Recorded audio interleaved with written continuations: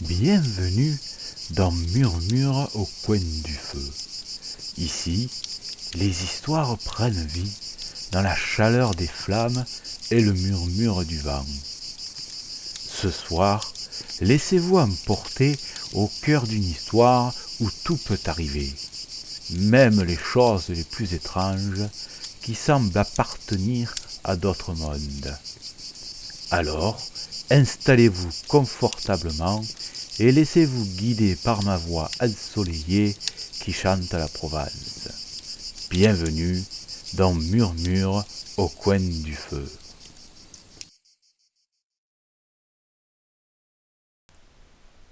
Ce soir, je vais vous emmener du côté du 4e tome de la saga Éternellement. Celui-ci est en cours d'écriture, mais j'ai décidé de vous donner un petit avant-goût de cette sombre histoire.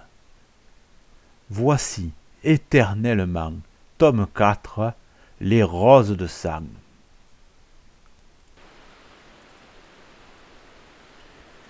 Pétale 1, naissance. C'est par une nuit d'octobre, déchirée par les éclairs et le tonnerre, que notre histoire commence. Diana, accablée de tristesse, est seule. Michael, son amant, a été appelé sous les drapeaux pour rejoindre l'armée royale. Nous sommes en 1672, l'Angleterre de Charles II entre en guerre aux côtés de la France de Louis XIV contre les Provinces-Unies. Diana, enceinte et non mariée, est rejetée par sa famille.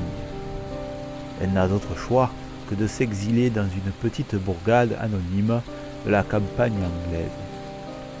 Tandis qu'elle traverse les champs, les éclairs illuminent brièvement les formes inquiétantes parmi les arbres, des silhouettes tordues qui semblent la surveiller. C'est là, isolée, qu'elle commence à ressentir ses premières contractions.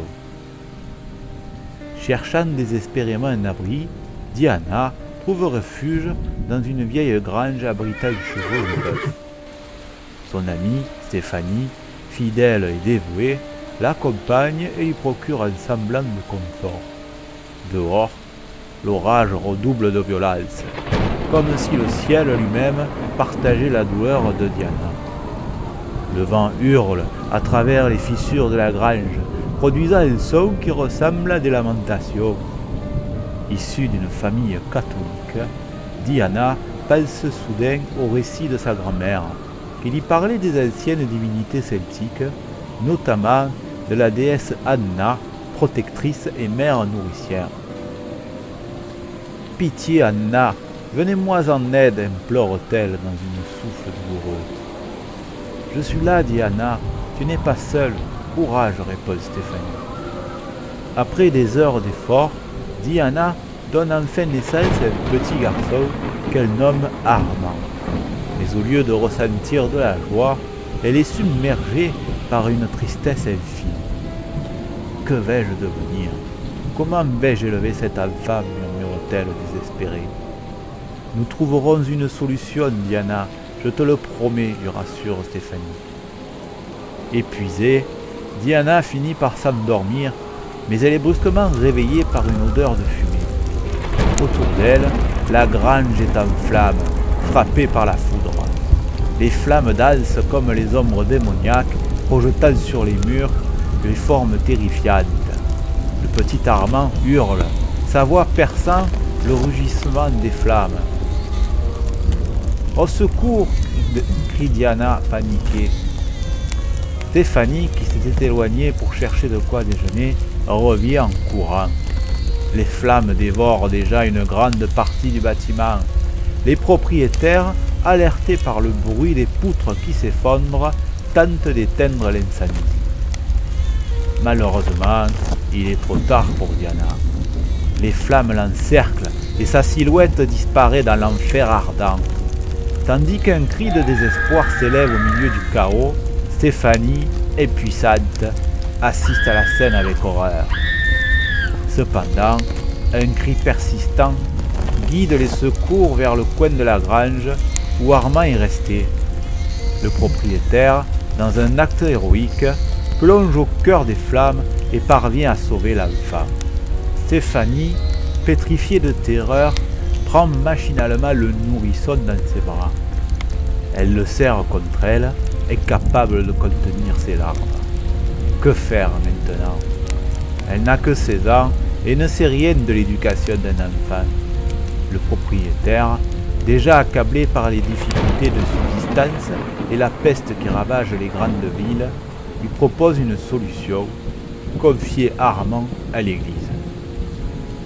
Au moins, il sera nourri et recevra une éducation, argumente-t-il.